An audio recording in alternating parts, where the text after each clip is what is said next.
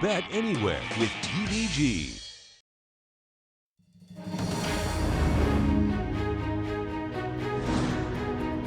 It was touted as her stiffest test.